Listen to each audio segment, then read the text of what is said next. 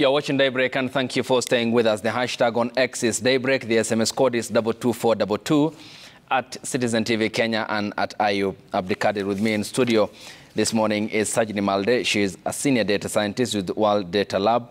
With us in studio also is Kidi Mwaga. He is the convener, Interparties Youth Forum, and a lawyer. And Angel Mbudia is the chair, Jubilee Youth League. Ladies and gentlemen, your time is all appreciated, and thank you for being on the broadcast. And so coming to you, Angel, we talked about the extent of the employability, education, and the training that is needed.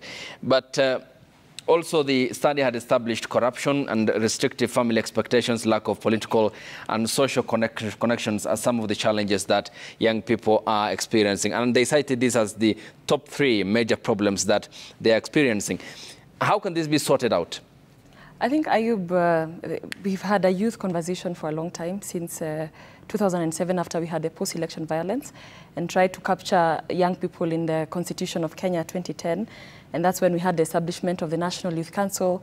And we've had so much going on for the youth since then. I think the other time we were discussing about young people and drug abuse. And one thing that I'd like to point out is that we have put youth initiatives in government in every. I mean, they are all over. You cannot pinpoint exactly what young people in government, what young people's initiatives are and how they are working in government.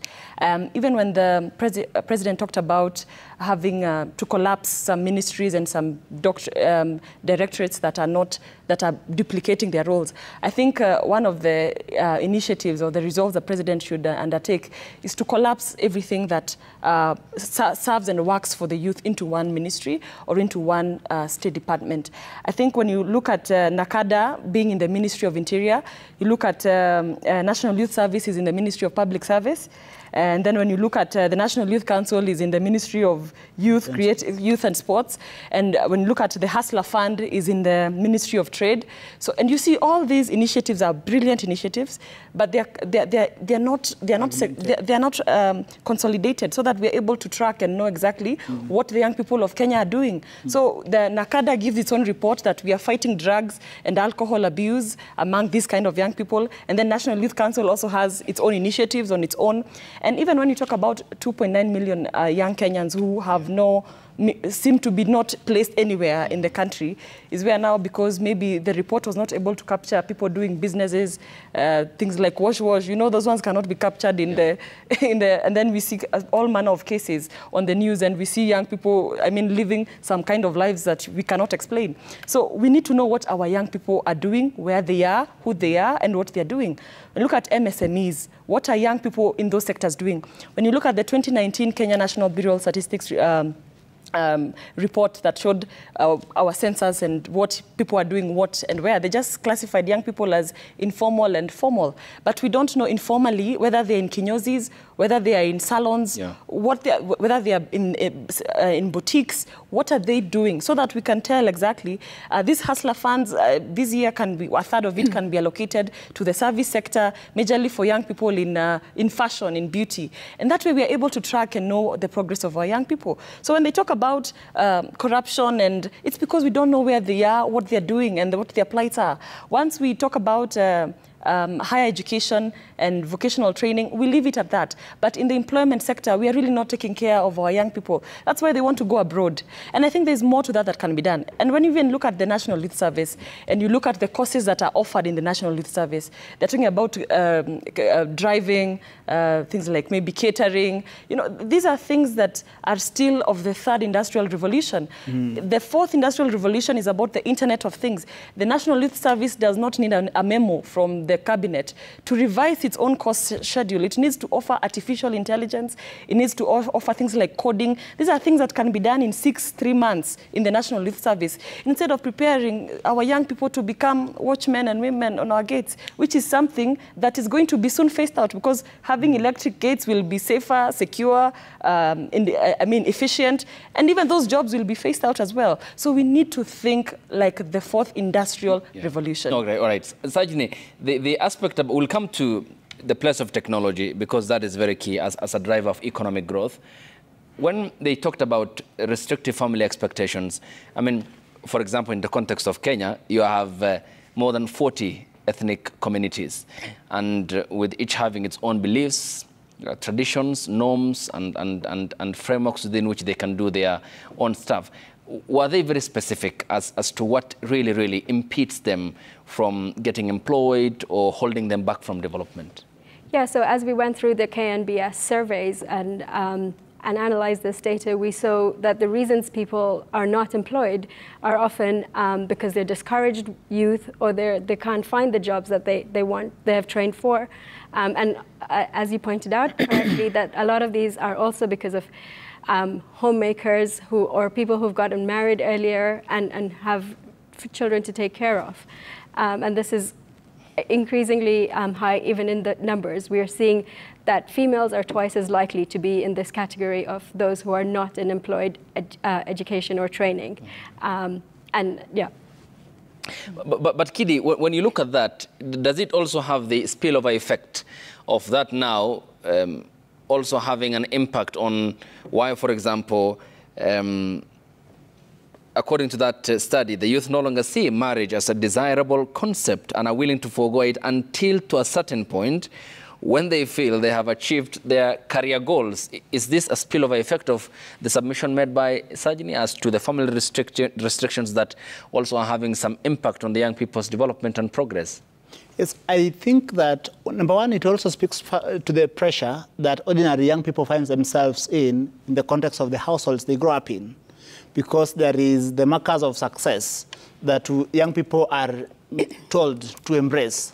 And so they pursue, they pursue these markers of success with so much dedication, such that to an extent they look at marriage as a distraction. And so it is until you realize that in our parents' time, people used to get married in late teens and early 20s. Today, people get married in mid-30s and early 40s. So I think, yes, it speaks to those pressures in the households that, we grew up in. And the definition of success, isn't it interesting, coming to you, Angel, that young men and women define success differently? For example, the top 3 definitions, according to that study, of success for young women: supporting their families, creating good business, having good job. For men, it's defined as being financially stable, having good education, and having a good job. More than anything else, the Kenyan youth now wants economic freedom, which relates to how they can secure decent work. They all are channeling. The point of convergence between the F and the M, females and males, is success in life. But here again, there seems to be no focus on the institution of the family. Can it have or pose any risk on the society's progress, talking about the number that is set to grow for Kenya and Africa by extension? I think, Ayub, as per our education system, we've been having sex education a lot in schools. And we've been taught to abstain and make sure that we finish our education, and so on and so forth. So we have ideally been socialized to be able to put other things in priority first before we get into other things. So now parents are coming to struggle with us, telling us to now get married, have children. And this now presents a generational disconnect, because dollar is not at 72 shillings anymore like it was 30, 40 years ago. It's a whole 135. And the food basket no longer retails the same way it was. So in the cost of living of today, in the way of life of today, I think we are looking more into ourselves. We don't want to become those parents that are not fit to raise our children. I think we also need to be comfortable and mentally stable to be able to bring up children that can be good citizens. Because if half of the time you are spending worrying, you're being battered, and you're in a marriage that you cannot come out because of your children, is something that we are not going to allow that to happen. And I'm very excited to see that that is soon sinking into our hearts and our minds, that let's have our own independence. I don't need to get into a relationship with someone because they can pay my rent. I mean, I should be able to get into such social interactions based on other things other than that. Even when we talked about the femicide cases that are now cooling down a bit, but the cases are still ongoing, are still based on the who has and who does not. So if it becomes a matter of life and death even, and a relationship becomes a matter of life and death, then we need to set our priorities right. Let us even go Dutch when we are paying our bills, when we go on a date, or when and nowadays KRA is very, very tough. Everyone is filing returns, and you cannot file nil returns. So everybody wants to be very independent and wants to bring something to the table, which is something I totally welcome, and it does not go against the values of the Kenyan people. Kenyans are very hardworking. They are known to be hardworking all over the world, and this is not different. I think we are just let down by a system of governance that has not realized what kind of people it has in its own nation. Yes. And Sajini, there's the aspect about information and technology.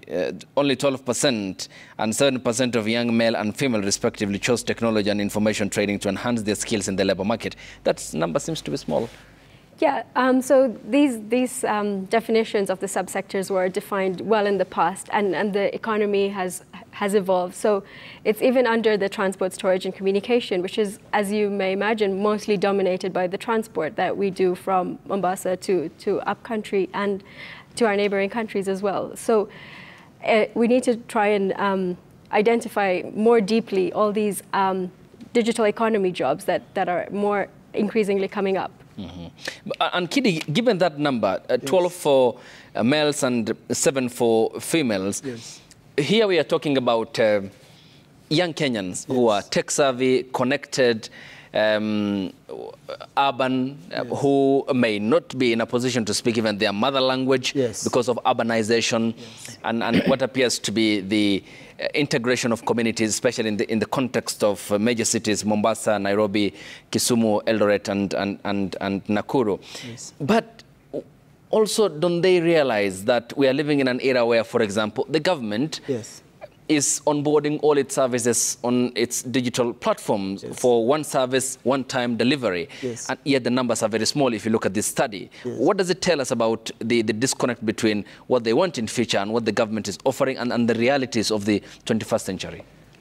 Yeah, I think that first we must appreciate the fact that the emergence of e-government, e-business has been able to transform our lives fundamentally in how we access government services.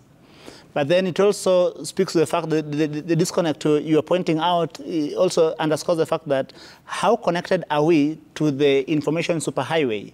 How many Kenyans are able to access internet? Today, we are told that our internet has grown up to 97% connectivity. Yes. This is the data person. Yeah. She is nodding her head in approval. But then there are still so many young people who still do not have access to internet and have access to smartphone. I think that part of the investment that we must do is to make sure that these young Kenyans, we create modalities for them to be able to access some of these government services. The Ministry of ICT in the last 1 year has attempted to do something. We are waiting to see how successful it has been. The Minister for ICT was launching Wi-Fi hotspots, or what are they called? Wi-Fi centers. Hotspots. Yes, hubs in the markets. But there was also communication to the effect that they were not working a week after they had been launched. So I think that when we are launching these Wi-Fi hotspots, Wi-Fi ICT hubs in the villages to, among other things, bring young people, mainstream young people, let us make sure that these investments are sustainable, that young people are able to sit pretty, knowing that these investments by the government will serve them long after the government has launched them. Mm-hmm. Thank you. And Angel, because this is the quest to achieve their dreams and aspirations like any other across the continent, and the several barriers that they have pointed out. Now, in the context of now, the 12% and the 7%, you talked about in your earlier presentation of the age that we are moving into. We are on the takeoff now stage, and clearly the shift in the dynamics across the world. We are in the AI stage, technology, and how transformations are taking place across the world. How can these numbers then be lifted up, can be scaled up? Because we are inevitably heading in that direction. I think because we are at a takeoff stage, as you've rightfully mentioned, Ayub, I think what we need to do more is popularization of these initiatives. Some of these initiatives are not made aware to young people across the country, and government has very many agencies that it can use to deliver the same, this same message on what we are about in this industrial revolution. I think there's more that can be focused on by working with, of course, the National Youth Council, by working with student movements in our universities, in schools, and I think there's a unit in every county with member of county assemblies who are very ready to trickle down government initiatives from the national government. I think it's something that is doable. It's something that is going to happen, I think, either way. Government will have to catch up, like the way government had to catch up with online businesses and trying to tax them along the way. I think young people have already decided that they are going to take off, wapende wasipende, and like young people also like to say that kuomoka ni shida tu ni DCI. Yeah. You know, they are ready. They are very ready and very focused in terms of being able to achieve what their parents or their forefathers could not achieve initially. Kidi, you have a point, please proceed. Yeah, I just wanted to say that in the next 6 years, technology jobs are going to be coming in by 200,000 youth employment jobs. And also, yeah. Yes. Yeah, but Kidi, again, we need all that, the connection here between what Sajin had pointed out and the scratching of the surface for these jobs to be, I mean, the point of realization for these young Kenyans. Yes. To, give these young people access to these services. We might have higher internet connectivity in places like Nairobi, and in places that traditionally, you know, part of our original sin is that our economy is called the lunatic line. Yeah. It followed the lunatic line. So you come from Mombasa, Nairobi, as you go to the hinterland. So, but then huge swaths of the economy were left out. Some of these swaths of the economy of our country that were left out in terms of development, of course, have attempting to play catch up in the last 10 years. But these last 10 years has still not enough. So I think that it is upon the government to ensure that we avail first the infrastructure for these people. We've been looking at development in the last, say, 1 decade. We've defined development largely through brick and mortar, superhighways, SGR, et al.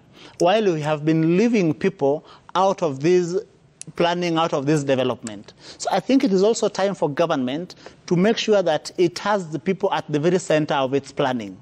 People must be at the very center of its planning so that the people are able to then consume these services better.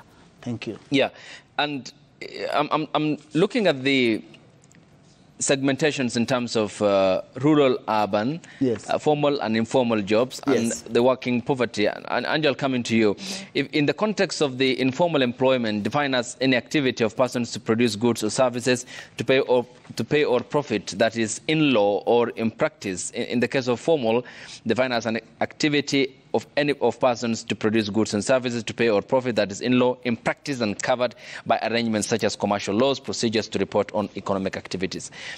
We seem to be low on both ends, and few Kenyans are in the formal sector, a majority are in the informal sector, and therefore explains why the government is finding it hard even to explain how it can bring them within the tax bracket or into the formalization of the taxation regime. How can this be tapped into? Because paying taxes means economic growth and dependence on ourselves, and lessen the dependence on foreign aid and the begging bowl culture. How can this be achieved in our context here and then broaden the economic base for Kenyans to thrive? Yeah, that's why Ayub, I was asking you, where did they classify guys doing wash and business? Because services sector. Because those services, when you meet someone, they tell you they are businessmen or women, and you don't understand, are they informal or formal? But nevertheless, I think government there's nothing too difficult for government to do. I think if the government wants to tax people ahead of even knowing what exactly they are doing is quite is a mismatch, and it's missing out on it's measuring on the minors really. I think what a government needs to do first is to create an enabling environment for people to thrive. If it is in the informal sector where young people are in salons and in beauty space, let them thrive first. Let them take off, and once they have done that, that's why we're talking about having having a 7-year tax holiday, so that once you get into business, you face it out with other business people. You make it through the 15% of businesses that start but do not make it to the end, which is the business cycle that we've established over the years. And I think then the government can think about taxing those businesses. Yeah. But before that, that is government being too greedy. I mean, why do you want to tax an income that has not been realized yet? Capital. So I think, yeah, you're taxing capital. I mean, how do we then be able to move from that? I think there's more that can be done. There's a lot of public-private partnerships that we need to explore into our education systems and into our working environments. I think we have missions here in Kenya, and actually they will be celebrating 60 years of being in Kenya since Kenya gained independence, and they have very different initiatives. And one of Kenya's best friends, the US, is talking about making Kenya the Silicon Savannah of Africa. And that's an opportunity for Kenya in itself to be able to tap into. And I'm sure that these are spaces where young people obviously will benefit from. We have the Africa Continental Free Trade Area instruments that guide the country that Kenya signed and ratified. So I think there's a lot more in the development space in terms of partnership and collaboration, instead of just looking within and how we can tax people. Yeah. And Sajini, what is the next frontier out of this entire challenges you have talked about, the issue of corruption, restrictive family expectations, lack of political and social connections? What is the way of, is technology the answer to all these problems? Technology is the answer to some of these problems, as we see even like big companies like Google, Amazon, the likes are coming to set up here. But then we have to go back and address the question of supply and demand. We see in Kenya especially, there's going to be a more need for construction jobs. But if we start looking outside, then we may be able to go more into the technology side of the employment. But immediately in Kenya, I think it's more the construction jobs. And Kidi, because the next point now takes us to how then we address the question of here identity of young Kenyans and Africans. They seem to be also now less focused on the question of religion, ethnicity, political party belonging. These are areas that are of less interest to young Kenyans and young Africans by extension. Kidi is very happy to hear. They can take up from that point then. But what do you think might be the driving factor here, or the cause for that? I mean, they seem to be less interested in what they believe in, or what you believe in seems to be of no relevance to them. They seem to be not focused on the ethnicity. It's of no importance to them. Ethno-majoritarian democracy, it's a non-issue to them. And also their political party belonging. Now it's all about what you put on the table in the end. Thank you, Ayub. First, I want to, as I add on to the Sajini's point, there is this adage that in the day of when data is the new oil, China is the new Saudi Arabia. I was joking with Sajini earlier that now that we are going to have the greatest population explosion in the next 1 decade, then I think we are either going to match China's capacity to become the new Saudi Arabia in terms of data. But then you begin in that regard, in the question of, before I get to the actual question, is that which areas are the new frontiers? There is the data by World Bank that by 2030, African agribusiness will be about $1 billion USD. I think that as the government is grappling with finding new frontiers of investment, of growth, like the service sector, like creative economy, among others, I think we still have to invest properly in the agribusiness. Why must we invest in the agribusiness? You realize that with this population growth that we are having, a proper government must be able to feed its people. When a government feeds its people, it answers the question of disease burden, it answers question of nutrition, it answers question of a workforce that is able to then apply itself to its challenges and find its own solutions. So back to the question of why is it that young people today don't care about your political affiliations, about your sexual orientation, about all these other things? I think it is because young people have made peace with what is called the enlightened self-interest. And they're pursuing this enlightened self-interest with absolute dedication. So that today, it does not matter when, say, you tell us that he is in UDA and I am in Azimio, and therefore we can't work together.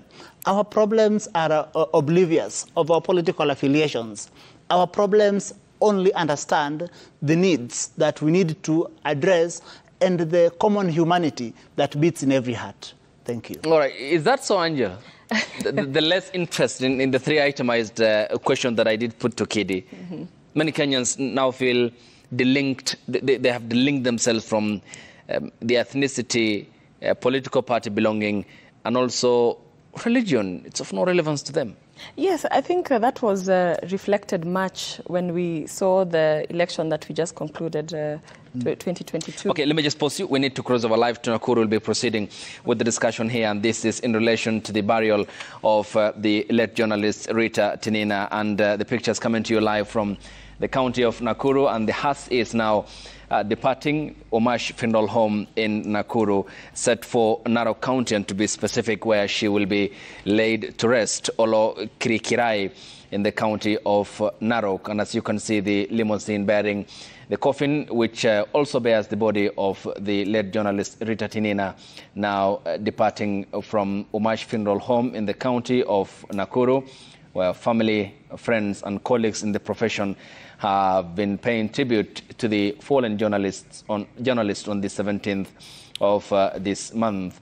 And this is part of the process to lay her to rest at their home in Olokirikirai in the county of Narok. On Monday, her family, friends, and colleagues had conducted a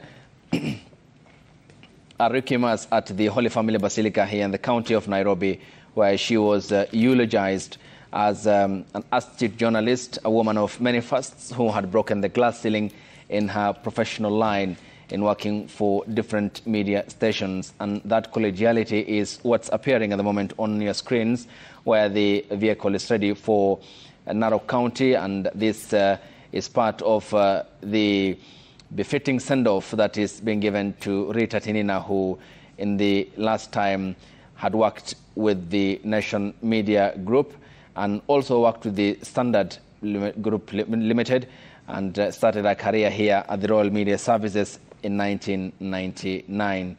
She was eulogized by colleagues as a distinguished professional, remarkable, passionate, great orator and storyteller, just but some of the adjectives that were used to describe the colorful life. Here is her 8-year-old daughter, and her partner during the requiem mass, who eulogized her as a woman of many firsts, describing her as what he termed as soft-hearted and wonderfully kind in private, who focused on her work, and that her passing on had dealt the family a huge blow. These are some of the family members, friends, and colleagues from the media fraternity across media houses in the country, from both broadcast and print, and some who are waiting at the home in Narok County, Olokirikirai to be specific, where they are waiting to join the others who will be living in Nakuru, as you can see on your screens. That is Dan Mwangi, who is an editor at the Nation Media Group, and here's the coffin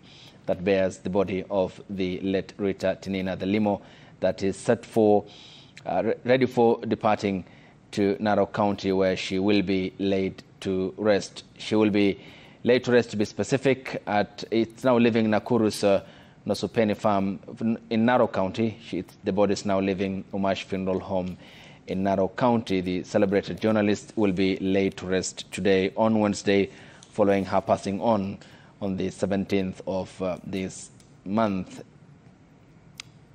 And to just recap, these are live pictures coming to you from the county of Nakuru, from the Umash Funeral Home, to be specific, and the body bearing the coffin, which bears the body of late journalist Rita Tinina, our colleague who had last time had worked with the Nation Media Group in her assignment, had passed on the 17th of this month on a Sunday, and she will be laid to rest today on the 27th at their home in Olokirikirai in the county of Narok. The pictures also are some of the family members, friends, and professions who have been part of her journey since her unfortunate death, and at the age of 46, known as Rita Tinina, or RT, as she was called by many of her colleagues.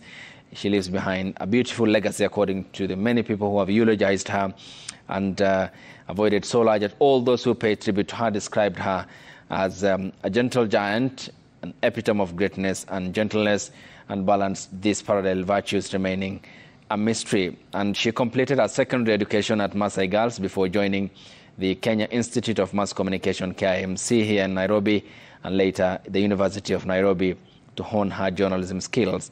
She started a career here at the Royal Media Services in 1999, and many had seen a future in her as a consummate professional, a woman of many firsts who had broken the glass ceiling, coming from Narok County to the biggest media houses here in the country.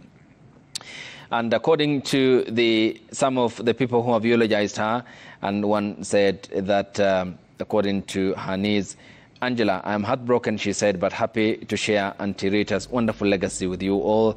She was a veteran journalist who worked across the country and around the world, and she mentored and shaped the careers of many young people. This is part of the stunning tribute paid to Rita on Monday during the Requiem Mass at the Holy Family Basilica, where friends, family, and professional colleagues had joined the family in eulogizing her. Among the other people who attended the Requiem Mass included ICT CS Eliud Owalo, who described Rita as a distinguished professional and accomplished journalist who served the country with dignity and a level of integrity and candor for over 20 years. He said, I sincerely convey our message of condolence to Rita's family, friends, and the entire media fraternity. For those of us left behind, he said, let us emulate and demonstrate the values that Rita exhibited and uphold the virtues that she stood for. Some of the other people who also are part of the Requiem Mass included the Nation Media Group editor-in-chief, who also worked here a while ago, Joe Ageo, who eulogized Rita as dependable team member and the ultimate team player that you could turn on when you needed an issue to be sorted in the newsroom. We gather here, I say, to reflect on the profound impact she has had on us, though her stories and her remarkable character. It has been said, and it is true, that Rita was more than a journalist. According to her, her personal qualities left an indelible mark on all who knew her. And the pictures will be coming to you. We are coming to you live from Nakuru at the Umash Funeral Home, where the limousine bearing the coffin, which also bears the body of the late Rita Tinina, is ready for Narok County, Olokri, Kirai to be specific, where she will be laid to rest today. This is 10 days after her passing on, which is unfortunate, according to many colleagues, and we still will be giving you that update. Many of the colleagues are still waiting and camping at the family home in Narok County, where she will be laid to rest, and the team that is also escorting the limo bearing the coffin, which bears her body, also departing Nakuru County shortly, where they will all be there to witness her laying to rest. May her soul rest in eternal peace. And we'll be getting back to the live pictures here on the broadcast of the late Rita Tinina. Yes, Angela, you had a point. Well, I think you cannot just say all that and be quiet. I think my heart goes to the family of Rita Tinina. I think it has reminded me that when I was a teenager, I wanted to become a journalist. Yeah. I wanted to become a news anchor. I would have been competing for your job. And my producer is listening to you, so possibly this is there are still opportunities. There's still opportunities, yeah. Yes. I really wanted to become a journalist, but I admire what her colleagues say about her. I mean, they've been the giants in the industry, like Catherine Kasavuli. Those are some of the women I used to admire a lot on our television screens. And you know that back then when you missed news at 7 and you don't watch it at 9, then that's the end. It's not like today where you just rewind and you catch a broadcast that you missed. So I would also want to rest well when my time comes and have fulfilled, touched many lives in the field that I pursue today. So what I was saying is, did you have something to add? maybe as she consolidates her thoughts, let me say this. Yeah. That the research says that young people are oblivious to political differences. Yeah. To that extent, I beg to disagree respectfully. Political differences are still very sharp, particularly in a country that as ours, and you realize that constantly, particularly young people, have to find innovative ways on how to pull together in spite of different political persuasions and orientations. These political orientations and persuasions usually, again, manifest themselves. Remember that our politics largely is, our political mobilization strategy over here is still a bit ethnic-based, so that you realize that when the ethnic elites change, that is usually determines or informs the voting patterns. I think that we still, that the political identity, political differences is still very real amongst young people. For instance, I will give you an example. Last year, this country was caught up in a vicious post-election fallout. And during that vicious post-election fallout, you realize that there were people who were supporting the high-handedness of the law enforcement agencies, while on the other hand, there were those people who were imagining that it is fine to go in the streets, rampage, destroy shops, disrupt people's lives, and it is okay in the name of exercising Article 37. Every right, of course, we as some Kenyans reminded one another that every right has got a responsibility. So I think that still that remains an area that requires so much work to do. As young people, we must find innovative ways of coming together. Yes. In coming together, we must again work with the institutions that are available, like government, to ensure that progress is achieved. Okay. Yes, Yes, Angel. Yes, I'll come to you. You had a point. Okay, I'll come to you. Okay. Yeah, when you talk about religion, and I was talking about the 2022 general election, what we saw is, I mean, we saw a split even in the Mount Kenya basket of voters, where we saw not all of them voting for one tribe. I mean, they were quite split about who their candidate was. Of course, the majority had their say, but again, you could see that there was an intention to elect someone different. And then when you look at the concluded Law Society of Kenya elections, which I was very keen on and following, I could see that the young members of the bar were actually voting for people they thought was representing them, or they thought would represent them better, and it did not really reflect so much on the tribal lines, but you could see that there was representation from members of the bar across the country.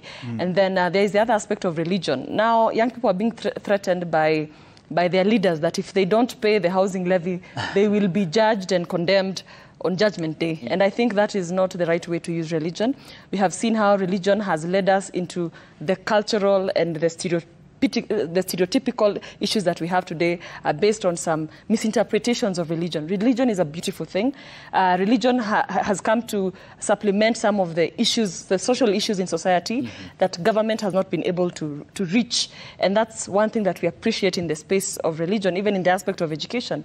But then when it becomes misused, then it becomes very discouraging. And you see young people putting on T-shirts saying that we left the church, but we did not leave God. And that's a very strong communication to say that, yes, you will bring all the politics to church, you will bring all the politics to funerals and weddings, but we are not going to take that message home. So I think that's something that we also need to understand that has come to age in this time of Gen Zs and so on and so forth. And then again, I think as a media, we're also missing the point a bit. Yeah. When we put on the front page of the Standard and say, who will it be? Is it Kalonzo or Karua? Yeah. No. We're in the fourth industrial revolution. I want to see, is it going to be Babu Owino or Edwin Sifuna? Is it going to be Kidi Mwaga or Injo Mbuthia? Those are the things that we want to see. And maybe, of course, maybe that's a wake-up call to us as well, to be able to maybe put our agenda out there even much more. But then again, we cannot be led by people of the first and second, third industrial revolution. And we are crying about the fourth industrial revolution. I think more needs to come out from the youth. I urge them not to just keep quiet, but talk more on their social platforms. We have the biggest tool as the young people of Kenya. We have the advocacy tool. We are the tool that drives the needs of the nation. Government is for the people, by the people. And for the people, it means that we are the ones who contribute to the same. And what I could say about political parties sitting in the leadership of Jubilee Party is to ask political parties, be deliberate forget about engaging young people. I mean, it's our role as political parties to be able to sensitize our people on the importance of showing up to vote, to communicate, to wake up at 4 a.m. and show up here with Ayub and communicate national issues. It is important as it was for us to do that today and tomorrow, because it really communicates a lot on the essence and of why we need to build this nation politically and economically. Yes, Sajini, you had a point. I had a point earlier about what Kidi was saying on agriculture jobs. Yes, yeah. While the data might be showing that the agriculture jobs are declining, it doesn't necessarily mean that we have a problem on food security, because with more machinery being used in agriculture, we have more productive agriculture jobs. We have climate smart agriculture, which is, yes, less jobs are required for these jobs, but then we're having more output. And that's making agriculture more profitable. Is it attributable to equipment, and more accessibility to tools that are making it easy? Yeah, absolutely. Tools, technology, AI. Even we see like AIs can be used to know when the fruit is ripe, so we don't have to have people to go into the farms to check these. Is that not a threat to then human labor, given that also artificial intelligence, as much as it comes with advantages in terms of easing the workload, also encroaches into the space of human labor, and in the end may render many jobs that are being done by human beings across the world, not only in Kenya and Africa. No, absolutely. It might be seen as a threat, but what young people want to do and work on today is more exciting, more productive, more skilled jobs, and this is where this would align to. And Kidi, let's now come to the question about politics. And the study also says, although they actively participate in election campaigns, the general feeling among the young people in Kenya is that political and leadership positions are for the financially stable and the well-connected. Yes. Is that the reason as to why there seems to be a holdback of young people taking part in political activities and going for positions that would change this country? Thank you very much, Ayu. That's a very valid question. One, we must bring to the surface that a lot of times, sometimes young political parties do not reward talent within their rank and file.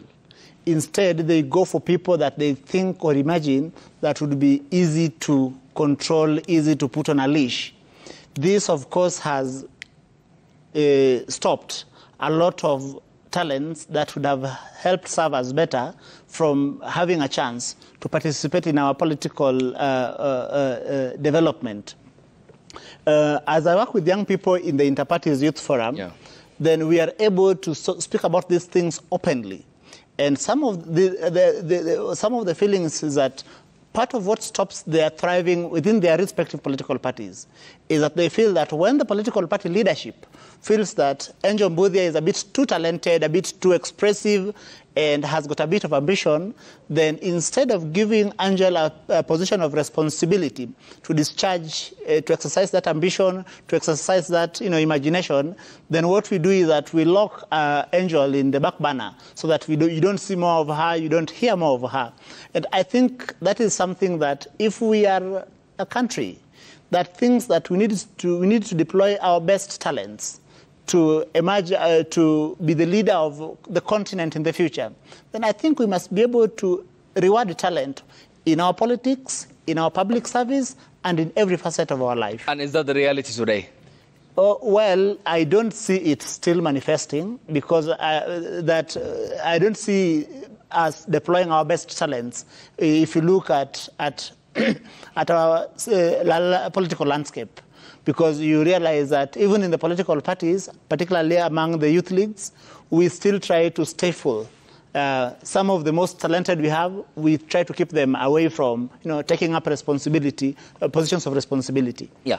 In a short while, I'll be sampling your feedback here on the broadcast. The hashtag on X has been Daybreak. The SMS code is 22422 at Citizen TV Kenya and at Ayub Abdikadir. As I prepare up the feedback, Angel, and final word, I'll come to you after the sampling of the feedback. Given that when we look at Also, persons living with disability reporting they face negative attitudes about their ability to perform and their incorporation. Yes, it's the youth, but also two accompanying factors of this equation are persons living with disability and also the women. Yes. I mean, how can it be made an approach that also covers the interests and the desires of the two persons who might feel they're left out of this debate? I think, Ayub, as a nation, we have to be deliberate about the things we want. If you want garbage in, you'll have garbage out. And so when we talk about things like the 2/3 gender rule that we are not able to realize until today, then you even wonder, how do we address many other plights if that is a campaign that has been led since the end of the Second World War to have women included in governance spaces. And we are still having that conversation in 2024 in the fourth industrial revolution, shows that we are just very lazy about it. That is not something that needs a cabinet memo. It's something that's already enshrined in the Constitution of Kenya. It's something that political parties also need to embrace. And I think largely even the nation needs to understand that we cannot lead a country with half of the population not on the decision-making table. Yes. There cannot be any sustainable development when other people or other members of the society are not in the decision-making table. And so we have to be much more deliberate about the laws that we pass and how we even make elective or legislative decisions as a nation. We have to be very deliberate. That's a conscious decision as a nation. We have to understand that persons with disabilities feel left out, and how do we have them included? We need to invest in them. We need to make them feel appreciated. They are also critical members of our society. And so even I can imagine being a youth, being a woman, and being a person with disability, sets you apart so many times. As a young Kenyan, maybe in Turkana or Oloitoktok or Marsabit or in Kwale, I think there are so many challenges that face young people, and that's why we need to address the issues of our nations holistically. When we create more jobs, we can have more income going to our households, we're able to take care of our families more. And these are some of the things that economists will tell you they are textbook. They do not need research. It is not rocket science. So again, even as much as young people are fighting for the spaces that they do, let them not lose sight of the focus. Because when you look at Mr. Faye, who was elected in Senegal as the youngest president in Africa, who is democratically elected and not from a coup, like when you read the history of African nations, he has been elected because the nation has decided that this is the guy we want and this is the way we want to move. They only had 8 to 10 days to make that decision. And being in the opposition, coming out from jail, and it's already very sad that we're having political prisoners in this day and age after everything that we've been through since independence. Yeah. And then we have Mr. Faye being elected as a youth president. Is something that communicates very strongly. And maybe, Ayub, I can also bring to your attention that we have the Pan-African Youth Conference going on at the Bomas of Kenya. And these are some of the issues that delegates are talking about. We have delegates from across the continent here at Bomas, and today is their 3rd day. And they've been discussing pertinent issues on education, on digitalization, on politics. And these are some of the things that they're discussing. So this is a discussion we're having in the spirit. Thank you. So let's move on with that kind of focus and determination. And besides being the president-elect, Faye also handed Senegal 2 first ladies. Yes. Yes. Very important. Here is what you are saying. That way we said ex-formality.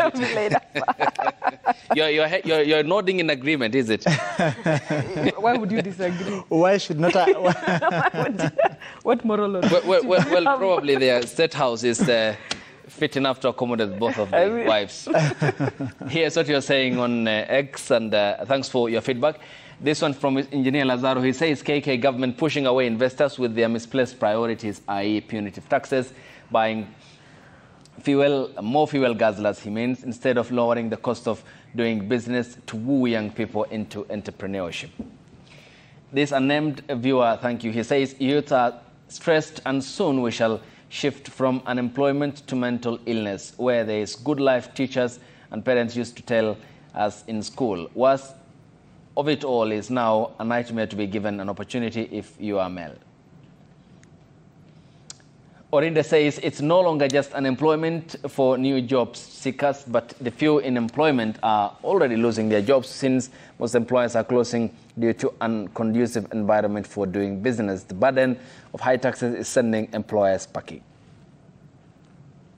Bob Otieno says there are no jobs, and even if there is, they don't pay handsomely, which can sustain them independently. That's why young Kenyans are shying away from employment and starting their own businesses, which is a good move, not depending on government. Okello Mwalimu says major contributors to unemployment, especially among urban youth, are laziness, impatience, and being over-ambitious. They want jobs which would guarantee them higher salaries than their bosses, report to work late and leave early and live in luxurious houses from day one. Laughable. Brian Chemo says implementing strategies such as investing in job creation sectors and fostering collaboration between government and private sector, civil society and the youth organizations, the president can make significant strides in reducing youth unemployment.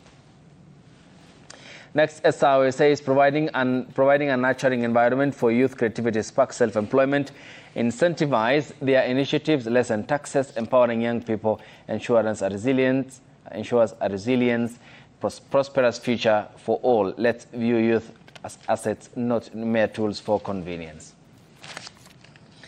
Honorable Lilian Sioe says President Ruto understands that what ails he means. She means our country, and prominent among them is unemployment. Against this backdrop, that's why he is so passionate about the housing initiative, which will offer thousands of jobs to unemployed youth.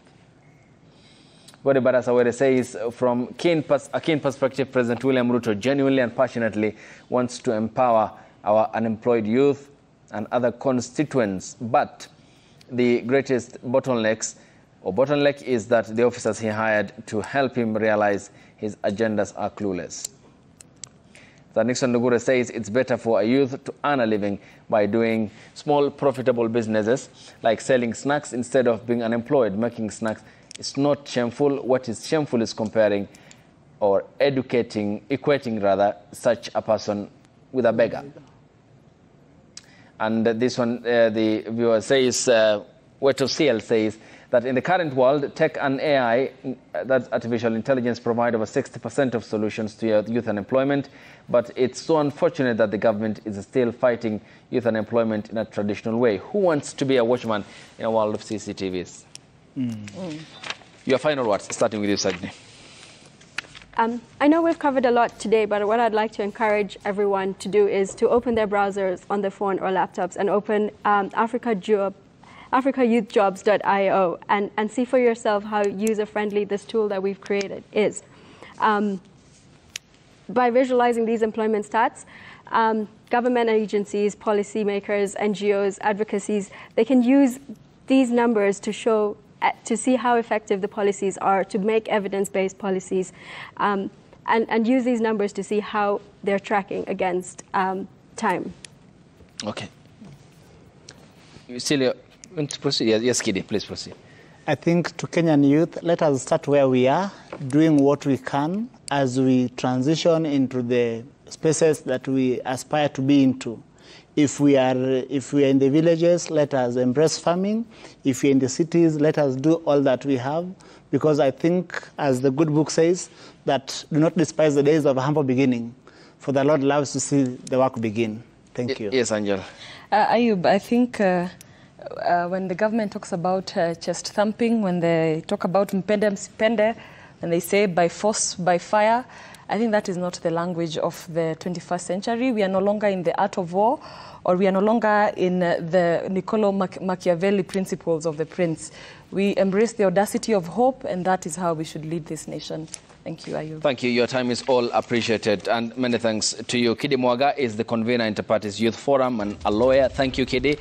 Angel Mbudhe is the chair of the Jubilee Party Youth League. Your time is appreciated. And Sajni Malde is a senior data scientist with World Data Lab. Your time is equally appreciated. Many thanks, ladies and gentlemen, for your time here on the broadcast, as well as also keeping an eye on the developments from the county of Nakuru, and that is in relation to the final rites and the burial of the late journalist Rita Tinina, who will be laid to rest at their Olokirikirai home in Narok County. She passed on the 17th of this month, and 10 days later, she will be laid to rest today.